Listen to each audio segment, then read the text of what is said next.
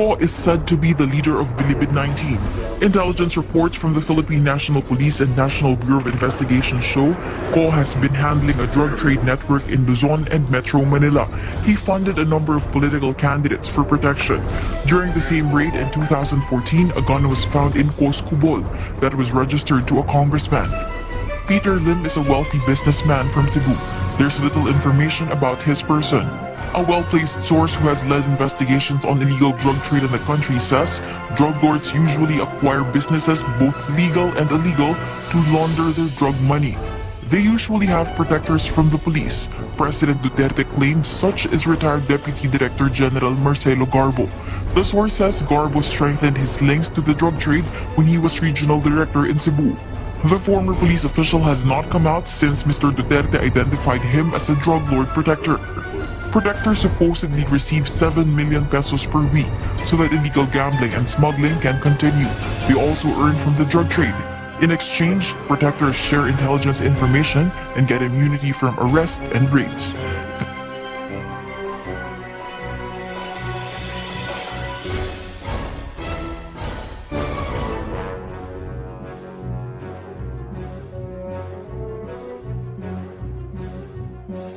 Kunin ng taga ha. Nagbanta yun, nagpapatay taga. Tapos tinuod lang, ipapatay taga lang. Basta masilip na ako na Sige, okay. tiwasan taga. Tinuod.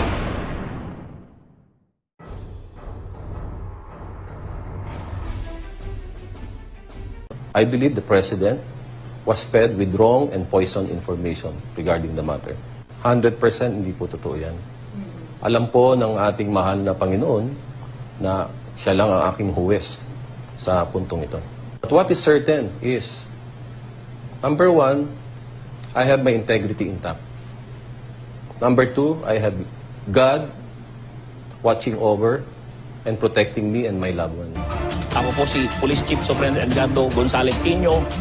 President, kaya ko po kayong tingnan, mata sa mata. Kaya ko pong isubject ang aking sarili for lie detector test. Kung magigera tayo, ha? Sinasabi ko sa inyo, kahit ako mamumuno ako, makipaggera tayo kahit kailan makipaggera. Pero kung yung desire na magserbisyo pa after this, wala na akong desire. Lilinisin ko lang yung pangalan ko. Lilinisin ko lang yung pangalan ko. Sisiguraduhin ko na malinis yung pangalan ko at ako'y mag-early retirement. Alam ko po ang aking pagkatao. I have never been involved in illegal drugs activity. I have never been involved in any shenanigans, so to speak. I have never been involved in nefarious activities. And hindi po ako dregs of society, hindi po ako salot ng lipunan. Hindi ko po matatanggap yan kasi sa kabila po ng ginagawa namin na laban sa drugs, sa kampanya ng ating bagong presidente at ng ating bagong halal na GPNP na Sir De La Rosa. Ito ba po yung kapalit na sa aming lahat ng ginagawa? Na unang-una ay isa po ako sa galit na galit sa drugs. Ayaw ko baka kay patawag na kong tanang units operating kasi sila may tanang yun, PDEA, intelligence, military, BNBI. Ibaw kang ginasuspitsya hanggang drug lord ka. Yes. Kanya investigar ka sa Congress. Ito muna. What year? 1997 dito. Yeah, 97, then number 2001. I'm not so sure about the years, Mr. President. Oh, wala na mag-abot. Ah, Wala na mag-abot sa Congress. Siguro. But I remember nga tong congressman ko, there was an investigation. I don't know, taga Cebu po ito. Pagkang goles nga, naka-appear ka ba kang goles nga Law and Order Committee? Wala. Okay. So, po na ato'y usa ka Chinese nga na involved sa droga. Kanang mangutana ko ni mong tinuod anay. Nagbanta magut ko nga sige kag in and out sa Pilipinas. I don't know asa ang imong padung. Pero tinuod lang ang sige regular commuter ka. Thank you kaayo, Mr. President. Mukuyo ko sa pamilya, mostly pamilya. Basta Holy Week, magawas yung mga Holy Week. Usually Holy Week, kuyo na whole family nga na. Kuyo yung whole family nga na. Sa kuyo sa mama na ko, kuyo sa mga anak. Wa kay ka-istorya dito sa China may droga. Wala, Jud. Bisa ka usa, Mr. President, wala, Jud. Kuningan ta ka ha. Oo. Nagbanta yun na ipapatay ta ka. Sa tinuod lang, ipapatay ta yun lang. Oo. Basta masilip na ho, ano. Sige, okay. Tiwasan ta yun. Tinuod lang. Tiwasan ta ka. So, tugani ko sinuod. Nga nung sabit mo po di mo nga sa droga, wala ka di ana. Nga nung musulpot man imong pangalan. Sa ako makuha na Mr. President, sa atong una, sugo man tina sa atong dunay barrel look ni gawas sa newspaper na alias Peter Lim. Nga paghuman, nagkuano ka si Congressman Cuenco, nagbuhat ko sa ni? Resolution para ka imbestigahan. Oh, mura ka ang investigasyon, ana. So, nagbuhat sa investigasyon na regarding ana. Congress. Oh, then primero, ilang ipakuan na to, na daghan negosyante sa Cebu. Naitag-iya ko no og mga department store, naitag-iya mga motel, naitag-iya mga jewelries, ana. Niya, nagikuan gani search Monday na column na naaskin sa mga kuan mga ilang investigahon. Niya, iyag butang na surprisingly nga wa ko no apil ang heavy equipment. Ana. So nabuhat og congressional hearing si kuan. Si Cuenco, oo. Kaya, way na hitabo. Well, yun. Tingnan lang ko kay ngano mosulod man yung mga ug walay sunog di mo ginamaso. Pero ay, basi gumikan atong kuan ba na atong barilok alias Peter Lim. I will advise you strongly na mo submit kag investigation Yes. sa akong panahon. Oo. Mo adto ka kang kuan wala pa man kay tan-aw na mo sa kay nga ka na sa rutiwasan tagyud ka. Masiguro taga nimo na siya tapos on tagyud ka. I will execute you. Karon ug wala ka, you better go to the investigating agency. NBI. Bigla lang Manila. Pero if you have the time, you may want to bring along a lawyer. Walay problema na. It's a constitution. Di ka kaya madlock. So magdakag abogado, madto ka kang either kang sa ingnon lang sa NBI nga coming ka. Diretso ka lang sa NBI kang Buran or makikita ka kang Kalida, ang Secretary of Justice. Kuhaon na ako ang tanang, kay bawa na sila kung saan. Unya, tanaw nila, ang i-review nilang ebidensya. Karon we would be flatly fair.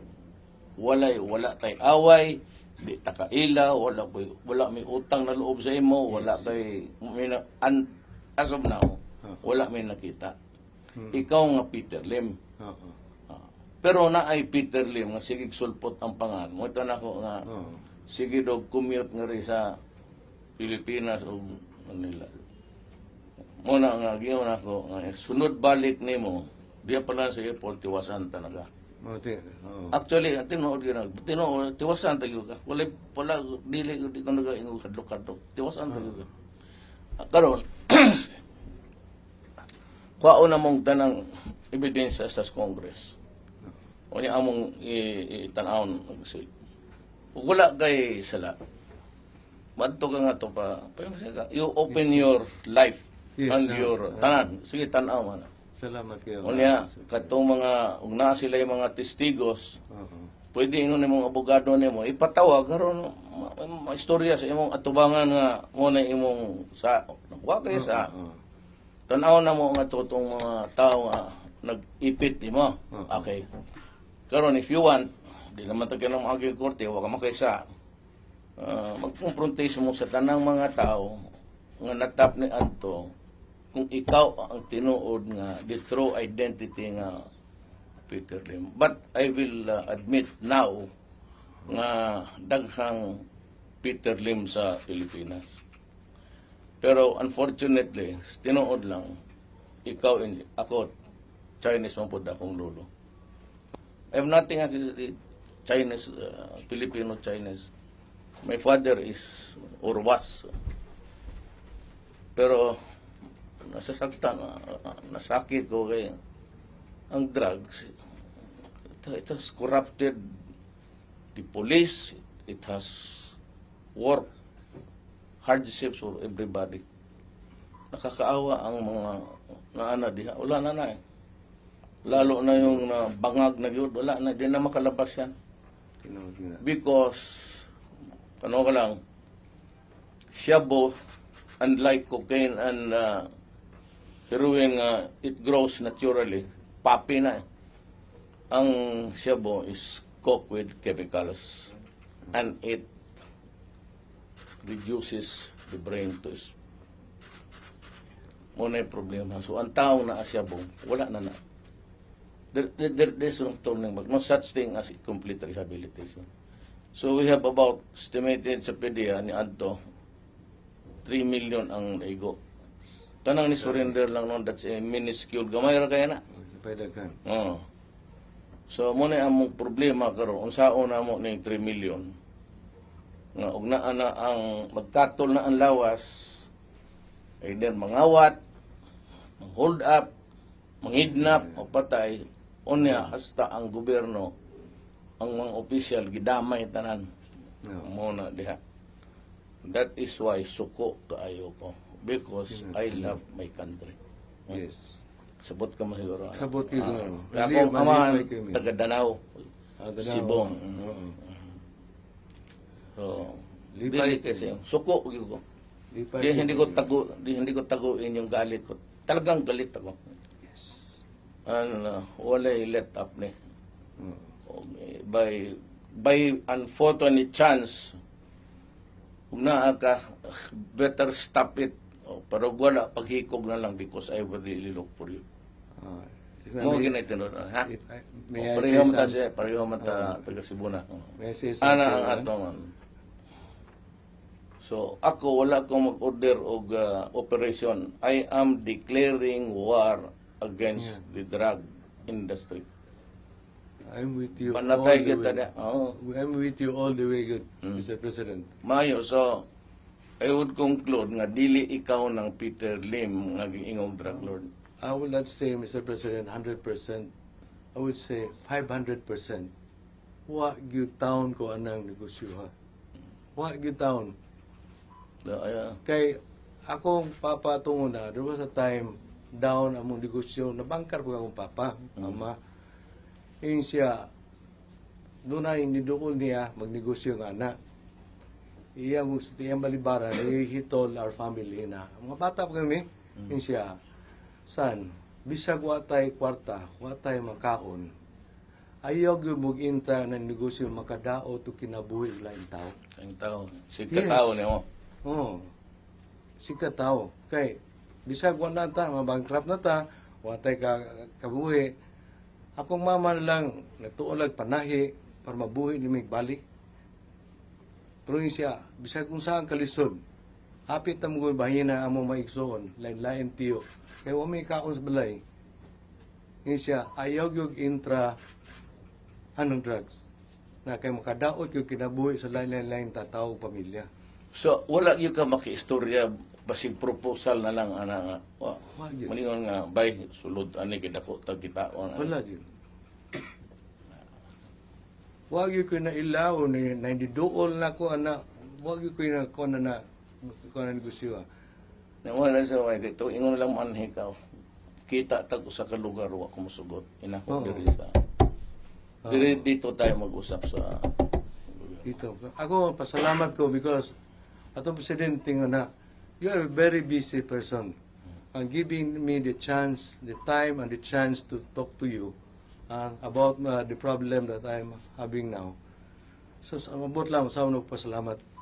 Well, I will not say I'm sorry because the reason why nga ni you're a suspected drug lord. I will consider your explanation. Yeah, please. But just the same, para mawala na gani Yes. ang bahid, Oo. you better submit again. Kaya ako naman sa akong watch, lain tong na-investigar ka sa Congress. Wala ko pakialam ato. Mayor lang ko sa Davao. Pero karon man gud presidente na ko, and I declared war Yes. against the Shabu industry. Ang akong target yun, ang mga drug lords o katong dagkong negosyo. Tiwasan ko gina. Mr. President, kung in any way, in my small way or what, if I could be of help, I will really help. You know, ganito yan. Ang rasyonale kasi ng trabaho natin is, we are paid by the people to work 8 hours a day. Bayad tayo. So pag inindyan mo ang tao, wala ka sa opisina mo, kaya ng iba dito, national, local, pareho rin. After lunch break, naana sa mga mall, nagpapasyal-pasyal na. Pag nangyari yan, uli, I will dismiss ka sa... And I would like to ask PAGCOR to prohibit lahat ng taga-gobyerno, pati yung mga asawa, pamilya, not to deny them entrance sa mga casinos. I do not want people, lalo na sa gobyerno, pasok-pasok lang sa... Kung nasa gobyerno ka lang, yan lang, kikitain mo, bakit ka magsugal doon? Lalo na sa ano, I will direct Andrea Domingo to, yung panahon ni Presidente Marcos, barred ang mga gobyerno. At saka kung ang gastos ng tao, huwag kayong sumakay ng eroplano ng mga first class o mabuhay. Hanggang economy lang tayo. So, yan ninyo, magdagdag kayo ng pera doon sa economy, ganun rin. Kalahati ng binayad ninyo, pera ng tao. Saka wala na yung purchases ng luxury cars, yung mga suburban. You do not have that right to spend the people's money ng ganun. Tayo ng gobyerno, naligaya ang ka, pero yung tao nagbayad niyan. Hanggang ngayon, gutom. That is my... I hope that you take note of that and tell the guys there in Manila na yan ang... Hirap yan. Lalo na yung taga-gobyerno. Either dito sa police o sa registrar, whatever, civil or yung register of deeds, pabalik-balik yan, walang papel, walang ganon. Basta mag-complain. I have to set up the 8888. Pag na-activate yan, tawag lang kayo to the Filipino people. Just call that will be based in Malacanang. We will immediately investigate. Yung pinabalik-balik, kinukontak namin yung nag-complain doon sa letters of the editor. I will call the particular employee there, pati yung chief niya, to explain why they should not be dismissed from government service. Istapa yan eh. Hindi yung nako, pero bayaran kita. Oh, sige, magbayad ako sa iyo. Oh, trabahuin mo ito ha, linisan mo itong. Tapos bayaran kita. Oh, yan ang sweldo mo yung araw na yan. Tapos maghagbas ka lang dyan ng ilang metro, alisan mo. It's tough. Actually, technically, yung mga taga-gobyerno, when you are not there to serve the people, at saka pabalik-balikin ninyo, you're committing stuff, Hindi lang it's not clearly defined, but the act is actually swindling. It's under Article 18 of the Revised Penal Code.